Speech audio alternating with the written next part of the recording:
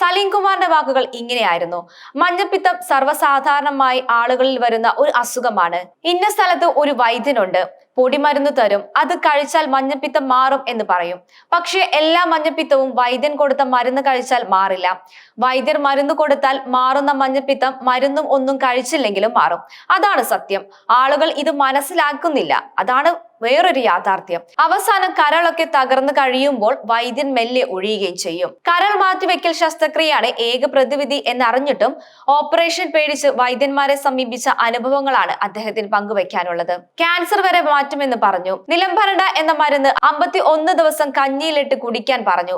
501 ദിവസം കുടിച്ചിട്ടും രോഗം മാറിയില്ല. ഒടുവിൽ ആ വൈദ്യർക്ക് തന്നെ ക്യാൻസർ ആണെന്നും 4ാം സ്റ്റേജിലാണെന്നും അറിഞ്ഞു. ചേർത്തലയിലെ മോഹൻ വൈദ്യർ. എല്ലാ ഡോക്ടർമാരെയും വെല്ലുവിളിച്ചിരുന്ന ഇയാൾ ഇംഗ്ലീഷ് മരുന്ന് ആവശ്യമില്ലെന്ന് പറഞ്ഞു. ജൈവവളം ഉപയോഗിച്ചുണ്ടാക്കിയ നെല്ല്, ചേന, കാച്ചിൽ എന്നിവയും പശു കഴിക്കുന്ന പുല്ലും കഴിക്കാൻ പറഞ്ഞു. അത് കഴിച്ചപ്പോൾ രക്തം ഛർദ്ദിക്കാൻ തുടങ്ങി. മകൻ വിളിച്ചു ചോദിച്ചപ്പോൾ അകത്ത് ബ്ലഡ് ഉണ്ട്, പുറത്തു പോകട്ടെ എന്ന് പറഞ്ഞു. പിന്നീട് ഫോൺ വിളിച്ചപ്പോൾ വേഗം ആശുപത്രിയിൽ കൊണ്ടുപോയിക്കോളൂ എന്നാണ് അദ്ദേഹം പറഞ്ഞത്.